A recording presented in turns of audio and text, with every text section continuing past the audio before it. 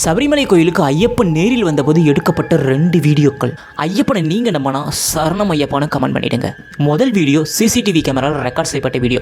இரவு நேரத்தில் பார்த்தீங்கன்னா அந்த ஐயப்பன் கோயில் சன்னதியை திறந்து உள்ளேருந்து ஒரு ஒளி வெளியில் வருது. ஸோ அது மிகப்பெரிய ஒரு ஒளியை மாறி அந்த இடத்த விட்டு வெளியில் போகுது. திரும்பவும் பார்த்தீங்கன்னா அந்த கேமரா ஆஃப் ஆகிருக்கு. மறுபடியும் ஆன் பண்ணும்போது அதே ஒளி திரும்பவும் வந்திருக்கு.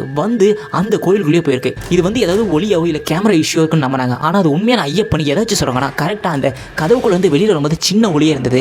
அது வெளியில் வர மிகப்பெரிய ஒளியை எப்படி மாறிச்சு, மாறி திரும்ப வெளியில் போகும்போது பெரிய ஒளியாக இருந்து திரும்பியும் பெரிய ஒளியாகவே உள்ளே மறுபடியும் ஒரு சின்ன ஒளியாக மாறி எப்படி அந்த கதவுக்குள்ளே போனதுன்னு இன்ன வரைக்கும் மர்மமாக இருக்குது. இதனால தான் அது உண்மையான ஐயப்பன் அந்த மக்களால் நம்பப்படுது. ரெண்டாவது மகரஜோதி. உலகத்திலே நம்ப முடியாத ஒரு விஷயம் என்னன்னா இந்த மகரஜோதி தான். காரணம் கரெக்டாக ஐயப்பன் சீசன் அன்னைக்கு மட்டும் எப்படி அந்த மகரஜோதி வானத்தில் தெரியுதுன்னு இன்ன வரைக்கும் ஒரு மர்மமாக இருக்குது. மகர விளக்கு வேற, மகர ஜோதி வேற. மகர விளக்குங்கிறது நம்ம மாதிரி சாதாரண மக்கள் ஏற்றப்படுற ஒரு நெருப்பு தீபம். ஸோ ஒரு விளக்கு. ஆனால் மகர ஜோதிங்கிறது கடவுளே ஒரு விளக்கு ரூபத்தில் வானத்தில் தோன்றது. அது யாருக்குமே எட்டாவது ஒரு வானத்தில் தோன்றது தான் அந்த மகர ஜோதி. கரெக்டாக அந்த ஐயப்பன் சீசனுக்கு மட்டும் அது எப்படி அந்த இடத்துல மகர ஜோதி விளக்க எரியுதுன்னு இன்ன வரைக்கும் ஒரு மர்மமாக இருக்குது. அதனால தான் அந்த ஜோதியை ஐயப்பனவே எல்லாம் வணங்கிட்டு இருக்காங்க.